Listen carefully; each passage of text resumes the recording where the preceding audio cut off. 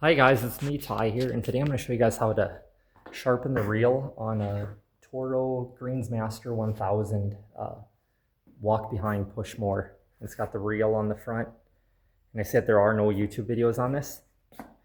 And the grinding machine that we use for the reel is the Express Dual 2000. And this is the model, type and size, the EX Dual, machine number, and then it's showing that's made in England. And then also what we use for grinding the back blade on it, which these are back blades, you guys. This has the reel and has the back blade like a scissors. There's another back blade. But we use the Anglemaster 3000 to grind the back blade. So the first thing that you got to do is got to go ahead and loosen up this nut here until these washers right here are loose and you can turn them. And then you have to go ahead and loosen up this nut here, this jam nut. Both these are 3/4 inch, I think, until you can turn these here. And then this here will get loose so that you can just drop the whole back blade assembly right out of here. And that is, these bolts here have to come out on each side. And there's a Teflon washer right there, and there's a Teflon washer on the inside, so make sure you don't lose that. And it's like that on both sides. Over here as well. So that back blade will just fall right out of there, and then you guys can go ahead and put it on this grinder here, which I don't have anything out to show you there. Well, there's one like right here, I guess. Okay. This back blade will sit like this in here, and then you push it into there, and that'll hold it. And then you slide that one over into that ear there too. And then there's your grinding stone.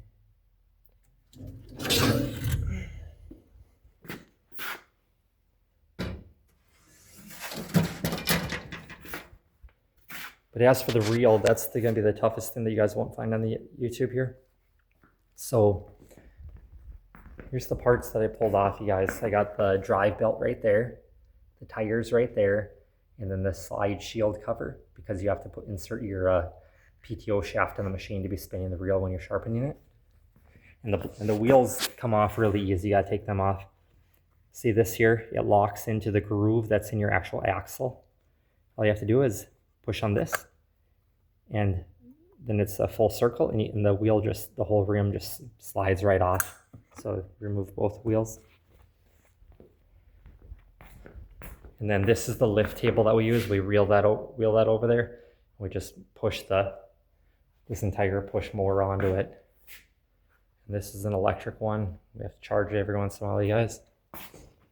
The brand that we decided to buy is called a Turf Pride. They don't really have a capacity as 300 pounds, it says. And then all you do is open up this panel back here, and that's how you can put the battery charger on your car battery that you have inside here. But yeah, there's just a button here. Lower it, push it down. The cable's raising up now. So. And then, so yep, you get it on there. And I don't remember, this is my first time doing it too. My boss's first time as well. So we went in and we got it on there, then we removed the tires off of it. Maybe we removed the tires first, I don't remember. Then we wheeled it over to the bench grinder here, and we rolled it onto there.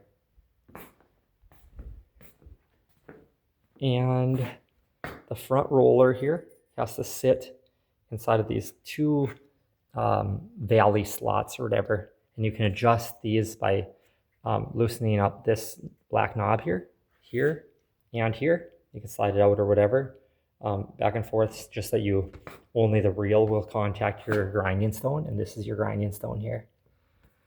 And you loosen this here, and you can freely slide your grinding stone back and forth, but once you're ready to start grinding, you twist it in, and then it's like the grinding stone attaches fully to the shaft, and then the machine will make it go back and forth. And so yeah, I set that inside of there. Then on the back side, the next step was we went ahead and we laid this 2x6 board against it to hold down the back end of it. And this thing here comes up out of, this arm comes up out of there. And how that comes out of there is it is attached to this foot peg here. So we sit on a stool and we push down on that. And then with our other foot, we step on there, and that's the hook that hooks onto there to hold it down and apply pressure. Then our next step was we pulled off that red cover that was on the side, which you'll see that over by the tires. And I always make a white mark, a line on this machine and on the cover, so I know which way it's got to go. And I mark drive shafts, I mark anything by doing that. And then the next step is you have to remove the drive belt here. And how I did that is I just stuck a big flathead screwdriver in the back here, and I was able to turn this here and just walk the belt off. And then here is your drive shaft machine here, and that engages in there. It's just a square slot, and we just use a 1/2 inch extension, and then this is the actual machine here, and that's just a square slot, and stuck that into there. And then we tighten this down so that won't move. Tighten this won't move. And then we also tighten this Allen wrench so that would not move. And then for raising and lowering your grinding stone, on each side you have these wheels here, right there. So the first thing I do is you got to go ahead and you got to turn this backwards here, because last time we pressed it, it stays in and it will not let you start the grinding wheel. It will not let you start spinning the reel here, and it will not let the stone start traveling back and forth along the reel. So you have to twist that, and then you can press each one of these. So once everything is spinning, once your grinding stone is spinning, your reel is spinning, and the reel is going back and forth, then you can go ahead and you can start cranking this clockwise, and that will crank it down closer to the it'll make the stone come up closer to the reel. And once it makes contact and it starts creating sparks, go ahead and back it off a little bit so that it is not touching. And then once the grinding stone gets over to this side of the reel and it travels, go ahead and start cranking this one here down clockwise, so it'll raise the stone up towards the reel until it just touches, and then back it off. And then at that point, at the same increments, you will start lowering, cranking this in clockwise, clockwise, to make the stone start contacting. And if you did it so many turns there, do it the same amount there. And usually it's just little clicks, you know, we go by this little thing here, like just one right there or two. And the goal is to see the same amount of sparks coming off the stone on this side of the reel as on that side. You'll know that you have the same pressure. And I always run this, sharpen it for 15 minutes. So every 5 minutes, I go ahead and I crank this down 2 on there. I go 1, 2, and then halfway between the 5-minute marks, I crank it down just one mark, or just one number on there. And then after you've ran it for your full 15 minutes, the stone, wait for it to be on this side, and as it's traveling this way, once it gets over a little over halfway, go ahead and crank this counterclockwise as fast as you can so it quits making contact, and at the same time press the master stop button here, and then you're good to go. And then at that point, you will see if you have a lip on your reels, and you have 4 reels here. 1, 2, 3, 4 sections. I always make sure that I go ahead and I loosen this 1/2-inch bolt here so I can take the drive shaft out, and then I can stick my finger in there, because you would definitely not want the machine to accidentally kick in, or you'd have your earplugs in and you did not hear that the machine is still going. So make sure you actually disconnect the drive shaft from it. And then we also disconnected this is your PTO lever. When it's pushed this way here, that means that the headers are turned off when you have the engine running on this machine. And if you press it that way, the headers are engaged, but it won't run the reel anyways because we have the belt off. So I'll just put it back into the disengaged PTO. And then, so after this is sharpened here, I will go ahead and lift it up, and I will take some paper here. This is special paper from Toro, you guys. It's the thickness of a newspaper, but nobody has newspapers anymore. And what you do is you spin the reel by hand. You always have your hands up on the top here. You don't want them down by the back blade because they'll chop your fingers right off. Here it'll cut your fingers pretty easy, but at least they will, there's no way for them to get pinched between the back blade like a scissors. And you'll put this between the back blade and the reel and spin it by hand. And you'll want to cut the paper in all 4 of these sections of the reel.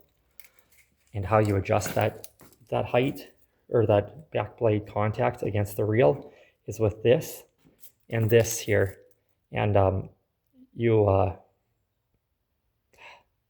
it's not always the same. Usually it's if you crank it clockwise, it'll make the reel get closer to the back blade get closer to the reel, so it gets tighter for cutting.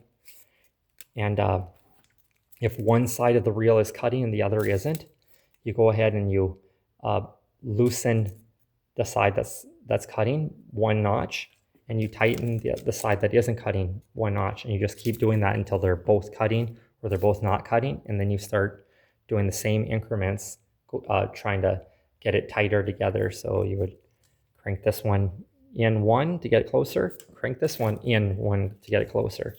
So, and then to adjust the height of cut is how high your reel is going to be off the ground, how tall you want your grass. That is controlled by this front roller here. And how you adjust that is you back off this jam nut here, and then you will crank this in if you want to make it a shorter cut, and then crank it clockwise if you want to make the grass, keep the grass taller. And you do that on both sides here, just so that they're both the same height off the ground. And we have special tools for that. This is the height of cut, special tool from Toro. And then this is the special tool for adjusting the groomer height, which we do not have a groomer. That thing is a groomer, but like I said, we don't have one.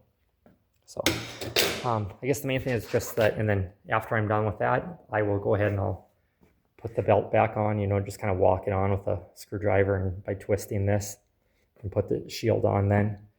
And then I will go ahead and I'll put the wheels back on, just slide them on and pull back on that rim, you guys. So it'll slide right over that. He said, yeah, there. You can slide it on, then release it, and then this will go cut into that groove on your axle. So, and this big flathead screwdriver is the one I use to walk the nut off. So, like I said, this is the cover. I made a paint mark at the top there, just like I did in the machine there. So, if you guys like this content, like, share, and subscribe. All right, bye.